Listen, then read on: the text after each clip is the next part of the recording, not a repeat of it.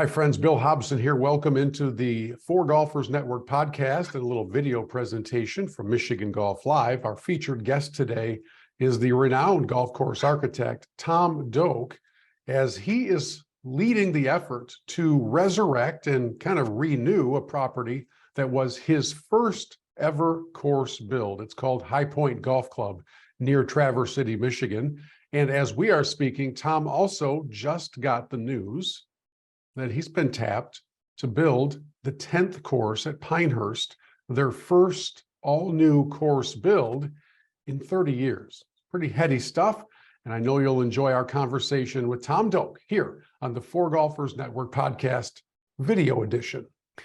Well, I want to kind of take a dive into this High Point project because, well, you tell me, is it fair to come out and just label it a passion project from the very beginning? Well, I like to think all of my projects are that, but High Point started that. It was my first design. I was 25 years old when they hired me to do the golf course, and it was a rare opportunity at that age to show what I could do. And I lived on the project for 2 years, and I shaped all the greens myself on a bulldozer. It's the only course that was like that. After that, I started enlisting more help to build golf courses. But for my very first one, I wanted to do all that, and so I've missed it a lot since it's been closed. The golf course closed in 2000 after 2008. My original client, Mr. Hayden, had passed away, handed it down to his family, but they weren't really golfers and they didn't know what to do with it. And boom, the recession hit right away. And, they weren't making money at it, so they closed it. And at the time, I talked to some of my clients and friends to try to save it. Both Mike Kaiser and Herb Kohler, among other people, said, yeah, we'd put a little money into that, but you can't overpay for it. I mean, it's a terrible time. It's got a lot of deferred maintenance on it. You can't pay what they're asking, and they didn't want to negotiate. So that fell through, and that would have hurt a lot more if I hadn't built a few famous golf courses in great places around the world by that point. But I still missed it a lot. It was a very personal thing to me. And, so most people know that, part of the golf course is a hops farm now. But they actually only, I was up there a couple of years ago, a local magazine was doing a story on it. And, I would go out there and walk every once in a while. And, the hops farm basically only covers the front 9 of the old course. And like the old 17th hole as well. When I went back a couple of years ago, the farm manager was out there and I said, you haven't really torn up anything in the back, or, is that planned for more hops in the future? And he said, no, I don't think so. Originally they thought they were going to do that, but the hops business is not an easy business to make money because people's tastes keep changing.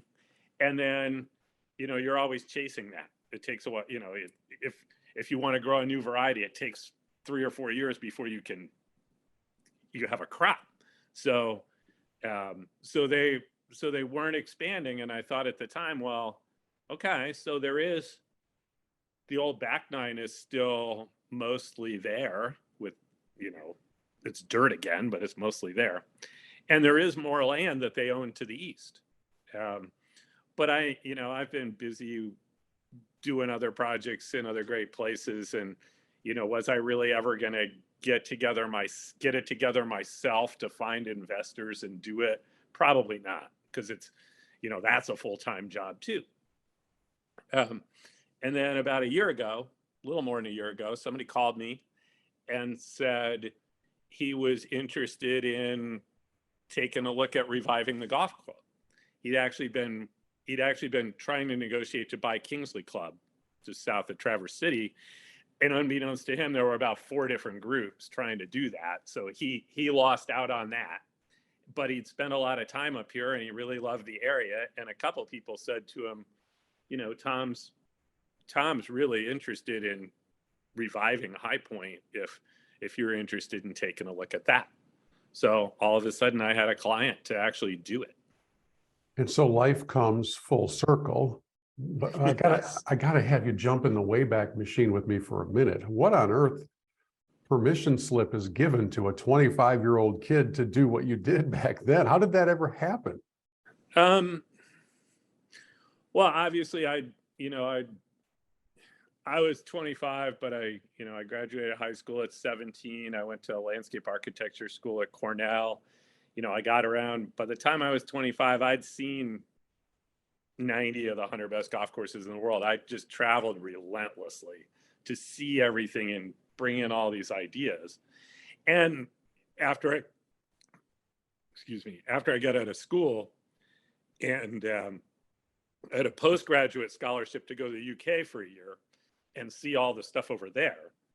And then when I came back, I'd worked for Pete Dye one summer while I was in college, and I went back working for Pete and his sons. But Perry Dye, the older son who I was working for, was based in Denver, and he was starting to get work in Asia, you know, blowing down the sides of mountains in Japan to build golf courses. And I didn't necessarily know what minimalism was yet, but I knew it wasn't, you know, that wasn't going to be the kind of golf course I wanted to build on my own. And I just naively thought, well, you know, I've got more chance of finding a good job on my own than I'm going to get to work with a great piece of land working for Perry, because he's going the other direction. So I quit working for the Dyes, and I really didn't have anything lined up to do. When I was in college, one of the places I'd gone to see was Crystal Downs. And before it was a very well-known golf course. I just knew that it was a Mackenzie course, and somebody I'd met in Chicago had played it and said, that's really good. You should go see that. So I wrote to the club, and they said, well, you know, there won't be too many people around in the spring, but you can play with our professional, Fred Muller. So Fred and I played like a couple weeks before I graduated from college, and got to be fast friends. And I came back to, you know, that next summer, when I still didn't have a job or any real prospects, I came back up and spent a few days with Fred at Crystal Downs and really got to know the golf course well. And then like a week or two after I was there, Doug Grove, who was the pro at Grand Traverse Resort back then, called Fred and said, yeah, I know somebody that wants to develop a golf course over here, and they're not going to pay a big name architect, and I just don't want them to hire the same guys that do everything else up here. Do you have any ideas? And Fred said, yeah, he was just here. So that was my introduction to the Haydens at 25. And, you know, it's true that, like, you know, who's going to hire a 25-year-old kid to build a golf course? Somebody who has no experience developing a golf course. Right. So they're probably, you know, I'm probably not the most prepared architect yet. They're probably not the most prepared client. That's how these things fit together sometimes. But, you know, it was a very busy time then. People were building golf courses all over. So, you know, they weren't going to get any of the big names or pay that kind of money. And you know, I had the advantage. I didn't go to him and say, oh yeah, I'm the best designer in the world. I'm going to design something great for you. It's like, I think it's a beautiful piece of land. I can build this for you, and it's going to cost this much to build, because I had that experience and I could actually get on the machine and do it. And that was a huge difference in selling yourself at a young age. Yeah. And you know, Tom, just about 12 feet to my left here in my studio, there's a box of cassette tapes, just because nobody has a cassette player anymore, but there's a box of cassette tapes. I threw away some old plastic floppy disks the other day. Exactly. There's nowhere to even play them or to insert them. Those cassette tapes contain the audio of 20 plus years ago of me doing my show and also broadcasting college football and thing. And if I pop one of those in, I'm cringing at the young me. right? Hmm. I'm wondering if there's a part of now the experienced veteran Tom Doak that looks back at what 25-year-old Tom Doak may have done. Is there anything that, now you look at it and you go, what the heck was I thinking? As a guy who's now made a few trips around the block. Yeah. Well, my first book, The Anatomy of a Golf Course, which is kind of a primer on golf course design. I wrote that not just before High Point, but not long after, like 1991. So it's been in print for 30 years. And, I don't go back and look at that often, but when I do, I'm surprised that, my ideas really haven't changed that much over 30 years. I had most of the design, my philosophy of design really was pretty strong from a very young age.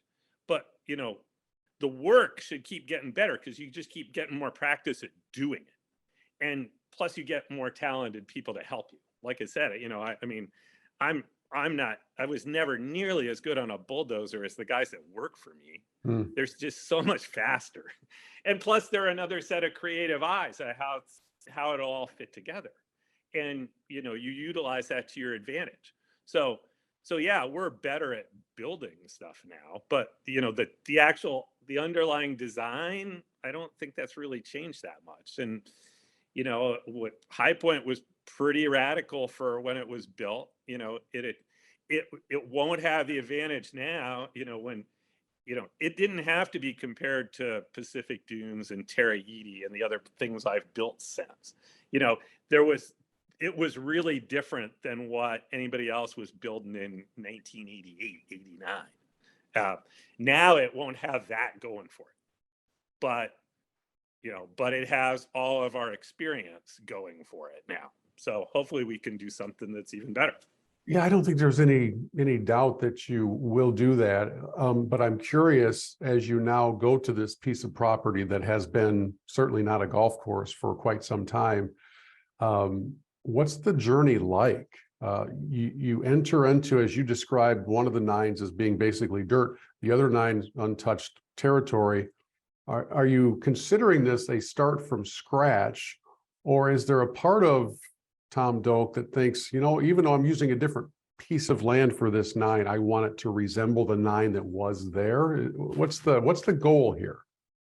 Yeah, that's interesting. And I've been talking with the client about that too, and what his goals are and what he really wants to do. But to me, I mean, part of the story is we've really only got 6 holes from the old golf course that are intact. What was the old 10th to 15th holes, which if you played the golf course back in the day, that was the most memorable part of the golf course. And those are still just sitting there. One of the reasons we think we can build it in one season is because we can start putting irrigation in it on those 6 holes again the day we start. They're mostly still there. Nobody tore them up. So we'll go be starting on the next holes, but it's like we built those 6 holes last year. we have much more of a head start than that. But the rest of it's a new project. It's different land, and it's actually, the funny thing is when Rod Trump is the client, no relation to the famous President Trump, but when he called me, I said, you've got 2 options. You could try to restore the whole old golf course, but the hops farm, took over that front 9 and tore it up quite a bit to do what they did. So that would be hard to fix. And you wouldn't have any of the old cherry trees or anything that were around those holes. It'd be very barren. And it costs you more because you're not only going to pay for the land, but you're going to pay for the crop that's on it. So I don't think you want to do that. There is, in addition to the back 9, there's another 150 acres to the east that they bought right after we started working on High Point. And they actually had me lay out another 9 holes there in 1988, thinking that if it was successful, they might wind up with 27 holes.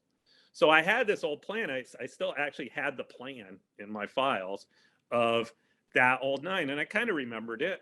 And So I just knew that we had enough land there to build 18 holes without getting into the hops farm, which is what we're doing.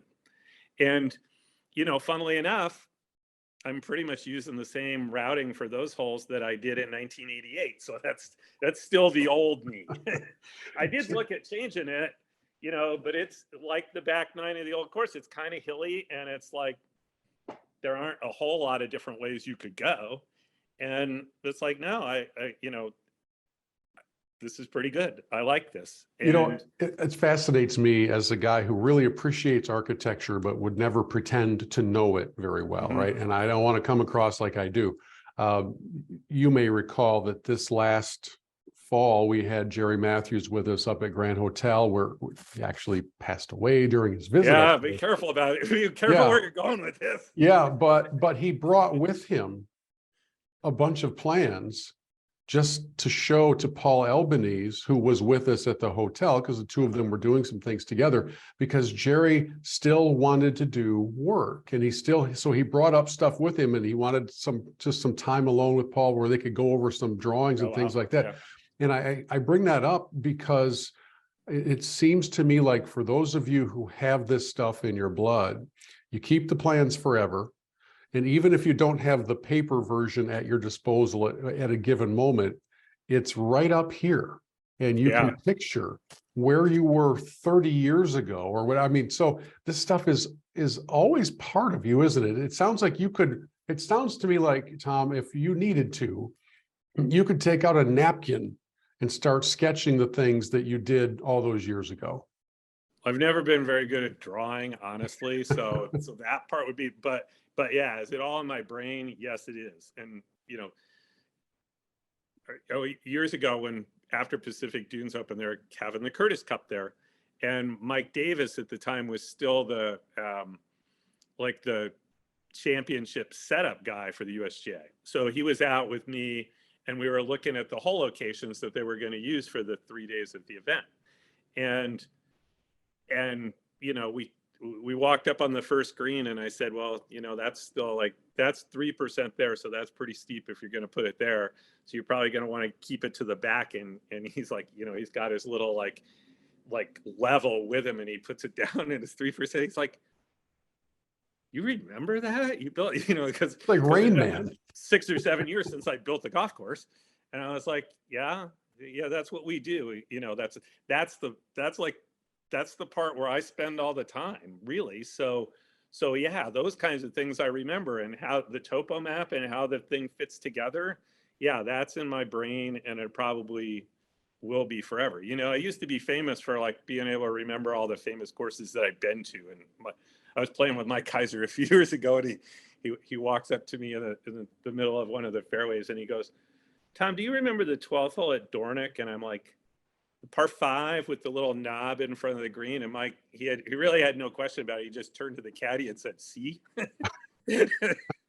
So with all of that knowledge rumbling around in your melon, in the end, what's your dream for High Point? What do you see happening? And do you yet know from an ownership standpoint, are they planning on it being public, private?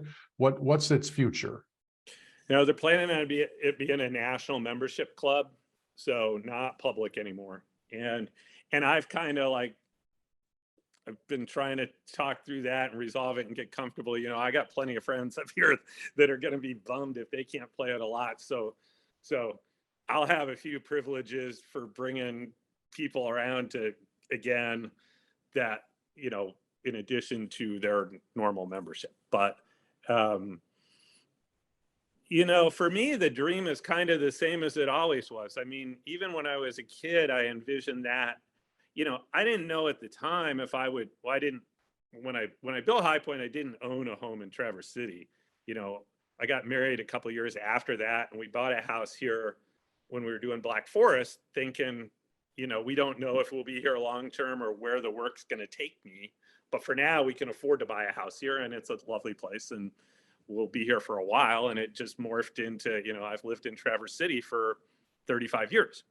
So now the dream really is like it was when I first bought a home here, I'm going to get to the point where I don't want to travel as much as I've been doing. I mean, I'm really already there, but I've still got a bunch of work to do right now. But at some point in my life, it'll be nice to have a place that people come to visit me. And, I think that'll be a part of High Point as long as I'm alive. And the best, the best analogy I can make, I was with Ben Crenshaw a few years ago, and I've known Ben for a long time. But my son was interested in going to film school, and the University of Texas is one of the best film schools. And, and I said to him, well, I have a really good friend in Austin. So we went down there for a couple of days and saw the school. And then, Ben Crenshaw picked us up and took us out to Austin Golf Club, which he and Bill built about 10 years ago. But really, I do believe they don't really say it directly, but it is the one golf course that Ben did the most work on. And, I mean, Bill tried to let him do as much of it as he wanted to do, because he figured it's in his hometown. He's going to be there a lot. He should really, I'm going to just let him do it all, except for what he asked me to help with. And, that's kind of how I see High Point too. When we were going out there, Ben, it's a pretty good drive. It's, it's out in the new part of Austin. So it's a good half-hour drive from the campus or Ben's house. And as we're going out there, I said to him, how often do you go out here? He said, pretty much every day when I'm home. And I don't know if I'll be at High Point that much, especially not in the winter, but I'll be there a lot, and that will mean a lot to me. Well, part of the buzz around it, of course, is because it involves you and your team, and you've developed such a reputation, but it's also an excitement about the resurrection of a property that was really quite popular. I mean, people really loved it. So I'm hoping that ownership realizes that, and you can win the day and at least have some sort of a public opportunity to be a part of it, certainly in the early days. I'm interested if you want to give any teasers as to what's coming at Pinehurst 10. I mean, when they add a course down there, it's a pretty big deal. Yeah, they have. I hadn't really thought about it, because they restored number 2 a few years ago, and they had Gil Hance totally redo number 4 a few years ago. But Tom Pashley said to me the other day, this is the first new course we've built here in 30 years. And I was like, oh yeah, because they actually just renovated number 8, the last course they built. It was old enough that they needed to do a lot of turf work on. They regrassed the whole thing and did some work to the bunkers and stuff while they were at it.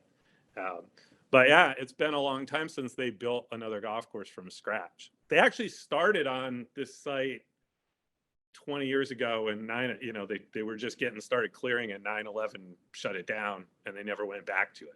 So, it's a big site. I think that there will be 2 golf courses there eventually. It's a couple of miles south of the resort, so it's pretty close. But it's going to be I think it'll be like its own little thing eventually, with like a separate lodge of some kind there. Part of the land was the old pit golf course that Dan Maples built, which was kind of like, it was Tobacco Road before Tobacco Road, but it was a very kind of low budget, narrow version of that. So it was really difficult. And once Tobacco Road opened, that stole its thunder, and it was and everybody went, well, this is way too narrow. Has anybody ever come to you in the last 3 years and said, hey, we are hearing some pretty cool things about this concept called the loop? Why don't you come do that for us over here? I mean, would Pinehurst ever do that? I mean, have you ever had anybody else suggest reversible courses? I've talked about it with 1 or 2 people, mostly Lou Thompson for a while. He'd bought Forest Dunes kind of not out of bankruptcy exactly, Close. but when it was for sale, for Pretty close. not very distressed sale. Yeah. And, he was looking for more opportunities for that. And, every time he would call me like, does this work for a reversible golf course? And I'm like, no, no, Lou, you can't you can't have the golf course getting narrower toward the green and then have to hit over a residential street to get to the other green. So, it's not a concept that'll work very many places well. And, obviously I'm not going to, I'm only going to ever do that again if I think I can do it better than we did the loop. And we did learn a lot from that, like some of the things I like, even though I'd thought about the concept for a long time, some of the things I like about it most, I hadn't figured out before we started. Mostly that the best holes are not the ones, the easiest thing to do is just like keep kind of going in the same general direction and put the tees over to the side so you can use it to go either way. Yeah. But the more interesting greens happen when you're coming in at like 90 degrees, you're changing direction. So, that makes even the simplest kind of rectangular green, if you're coming in this way one day, you're coming in that way the other day, and it's, instead of long and narrow, it's wide and shallow. You don't even recognize it as the same green. And plus you're looking at a completely different backdrop. Yeah. You're not always looking way on down the golf course because you're changing direction there. You could have trees behind the green from one direction and not from the other. So I love that concept, and I might do it again, but like I've told a couple people, I've got 2 or 3 other ideas, not exactly like that, but big concepts that I'm kind of hoping someday I find the right place to do this.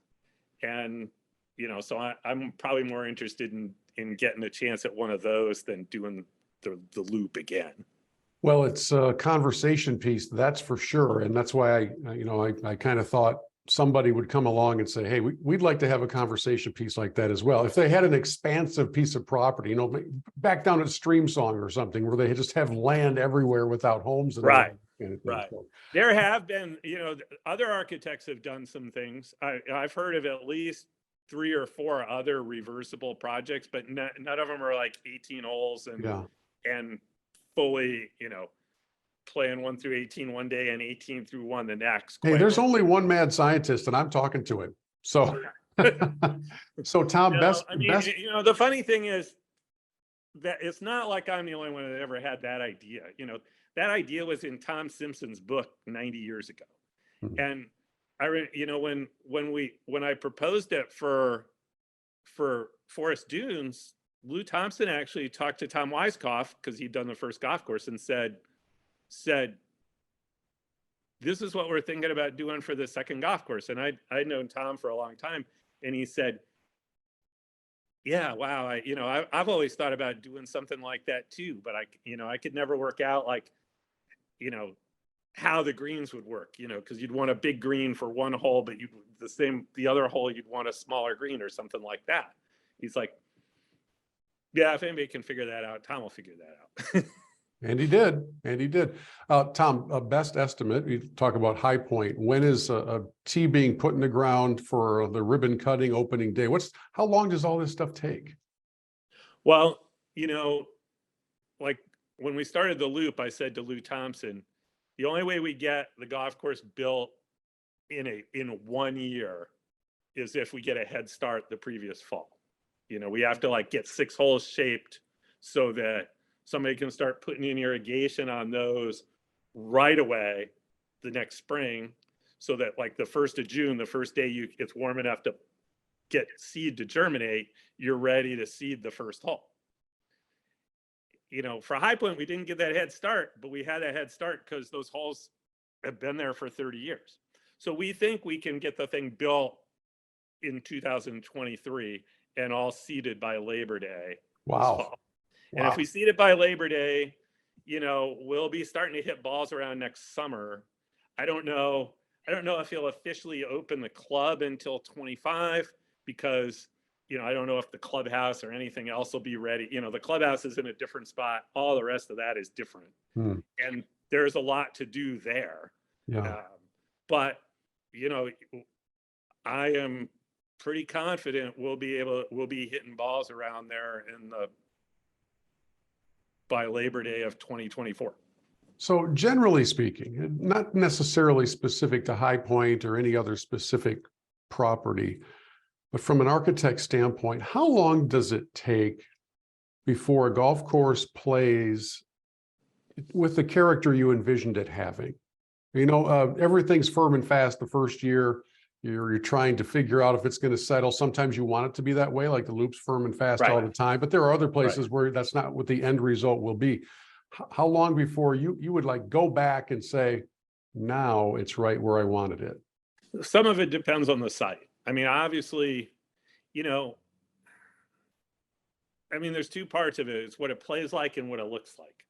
What it looks like, if you've got a lot of natural vegetation and you're only touching the parts that you need to change you need to turn this into fairway, but everything outside the fairway is staying pretty native, like it will up here, then it's going to look pretty mature the day it opens. There's not, you're not waiting for stuff to grow in around the edges. Playability is partly the soils. It's partly just, do you get the right season? I mean, people always worry about the greens and, are the greens really going to be mature? But those grasses are bred for, they're bred to be cut that high. You start cutting them that low almost as soon as they're up. So, the greens, and the greens are like, you spend a lot of your attention and a lot of your money on 2 or 3 acres of the golf course. They're always good opening day. What's not good is kind of like, the right rough over there on number 4, the part that you're not focused on. That's the part that's going to look a little rough coming out of the gates. And that's almost inevitable. But, up here, I remember playing the back 9 at High Point, which we built first back in the day.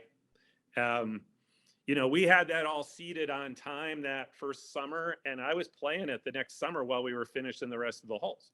I mean, it came in, if you planted it just the right time, it's very good a year from then. This is exciting stuff. I love it when passion projects take place, and I can hear the passion in your voice for not just for this one, but for what you still do. And I think my last question for you is how much longer is Tom Doak going to do all this stuff? This isn't High Point's not the drop the mic moment, right? And head off into the sunset, or is it?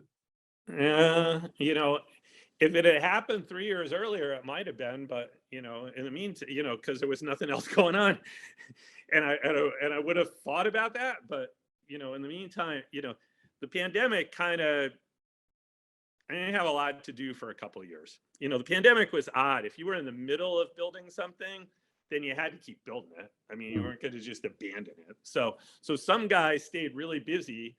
We were kind of not working, we're not building anything at the time. So everybody sat on their hands and waited. And so we didn't have a lot to build those 2 years. And, I'd been thinking about, I'm 61 now. So I just started to think about, well, how much longer am I going to do this? And I had 2 years of like testing out some of my retirement, and I didn't like it very much. So when, a year ago, we just started getting calls about new jobs, because the pandemic, golf boomed in the pandemic. And all of a sudden, all these people that have been sitting on their hands for a long time are like, yeah, let's actually pursue building a golf course. And I just had a glut of phone calls, and it's still happening. I mean, I get, we went from hardly getting any calls about new jobs because there just weren't that many, to getting probably 2 good calls a month about new projects. And I can't do anywhere near that, but I'm signed up for 8 or 9 new projects over the next, probably take 3 or 4 years to build them all. So I'm not retiring right away. I'm not dropping the mic after High Point, but but at some point here, I will slow down or change the business model some. And the hardest part of this business, and it will still be the hardest part going forward. If I just said, well, after this, I'm only doing 1 project at a time, that would mean sitting on my hands a lot of the time, because when you sign up something, you don't know how long it's going to take to get to construction. That's the one part of it we don't really control, but when the client doesn't know, they don't know how long it's going to take to get the permits and for it all to come together. But whenever it does, they want us to be ready to go. So, so that means sometimes everybody wants to go at once and you're really busy, and sometimes there's just nothing going on, and it's hard to plan for. So I don't know that I'll just restrict myself to just one thing. But I've also got like a ton of young people that I've trained that are out, some of them are competing with us for these jobs now, and some of them are trying to make a little bit of a name for themselves. And, at some point, I think I'd like to get to where I'm helping out, like I'll help with the routing plan, but beyond that, I'm not going to commit to a lot of time to come work on it. That's yours, and, if I've got time and you want me to come, I'll do that, but it's really yours at that point. Yeah, and as you get to where you are in this position of the head of the department, the emeritus professor, yeah, you don't have to do all this stuff. You can delegate a little bit more. I don't think people understand that. Some of the, when you play one of our newer courses and you're like, that green is so wild, why do you do that? Somebody else actually, that's their idea. The people that work for me, the reason they work for me is because they get to contribute and, do some of their own things. And if I like them, it stays. If I don't think it works well, I'm going to edit it or, tell them no. But some of the coolest stuff, it's not really mine, other than I said, let's build a cool green in this spot right here. Give it a shot. Let's see what you got. And so they're all ready to do it on their own. And they probably don't get as much credit as they deserve for what they've been doing the last few years. Well, Tom, I'm looking forward to seeing this progress of High Point, kind of charting it as we go. I'm hoping to walk it with you sometime in the spring or in the summer. I'm fascinated by the process, and I'd like to spend a few moments with the artist as the canvas is being painted on. But thanks for giving us a little behind the scenes feel for your passion project. And anytime in my home state we have good news like this, we want to celebrate it. And if you need anybody to go to Pinehurst with you, I'm usually available, and I hang out there for a few days will be just fine by me. But don't sleep on that. That's going to happen really quickly too. Yeah, no kidding. Well, congratulations on that and on High Point and everything else that's happening. And thank you so much. All right, Bill. Nice to talk to you.